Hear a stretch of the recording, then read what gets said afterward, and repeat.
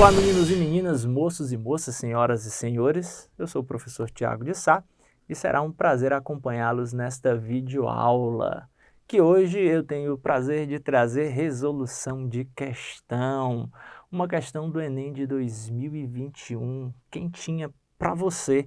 E nós temos aqui um infográfico, lembrando que o infográfico é um recurso importante de apresentação de informações que utiliza linguagem verbal e linguagem não verbal. Reforço aqui o objetivo de vocês estudarem linguagem verbal, linguagem não verbal e linguagem mista. O Enem gosta muito dessas misturas de linguagens. Então, a prova disso é que nós temos aqui este infográfico que você vai pausar o vídeo agora, vai analisar esse infográfico, a linguagem verbal e a linguagem não verbal, depois vai voltar para cá para a gente resolver essas questões. Já que você analisou, percebeu, aprofundou aí o seu olhar dentro desse texto verbal e não verbal, vamos lá para o enunciado. O que o enunciado está dizendo para a gente? Olha só, ouvidos abertos aí e atenção. No texto, os recursos verbais e não verbais empregados têm por objetivo, alternativa A, divulgar informações científicas sobre o uso indiscriminado de aparelhos celulares. Tem lógica essa resposta? Tem. É o objetivo? Não. Por quê? Porque o texto não está centrado em informações científicas e também não está centrado aqui no uso indiscriminado de aparelhos celulares. O objetivo do texto é outro, está centrado em uma outra perspectiva que nós vamos já descobrir qual que é ela. Então, a alternativa A não é a alternativa correta. Vamos descobrir agora na alternativa B, que diz o seguinte: influenciar o leitor a mudar atitudes e hábitos considerados prejudiciais às crianças. Não é ao uso indiscriminado do celular, é sim hábitos considerados prejudiciais às crianças.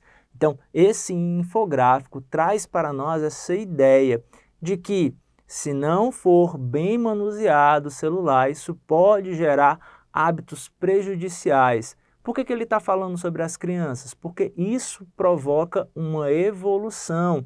Então, quando nós já estivermos mais velhos, isso vai gerar um problema ainda maior. Então, o texto aqui tem como objetivo influenciar o leitor a mudar atitudes e hábitos considerados prejudiciais às crianças. Se você marcou B, você marcou correto, tá bom? A alternativa B configura-se para nós como correta. Mas vamos lá, a alternativa C diz o seguinte: relacionar o uso da tecnologia aos efeitos decorrentes da falta de exercícios físicos. Olha só, eu sei que quanto mais tempo eu passo preso, entre aspas, aos recursos tecnológicos, menos tempo eu tenho para atividades físicas, menos tempo eu tenho para interações sociais e etc.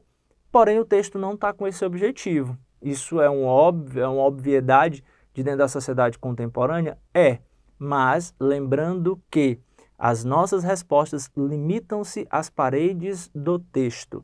E nesse caso aqui, não é o objetivo do texto. Na alternativa D, eu tenho o seguinte: indicar medidas eficazes para desestimular a utilização de telefones pelo público infantil. Não é limitar nem desestimular, é estimular de maneira correta. O uso pode ser feito, porém com algumas diretrizes para que isso não gere danos no futuro. A alternativa E diz o seguinte: sugerir aos pais e responsáveis a substituição de dispositivos móveis por atividades lúdicas. Bacana a ideia de alicerçar a atividade lúdica com o uso do celular, mas no caso a palavra de substituição é generalista, então não é interessante para nós, mas sim equilibrar os usos.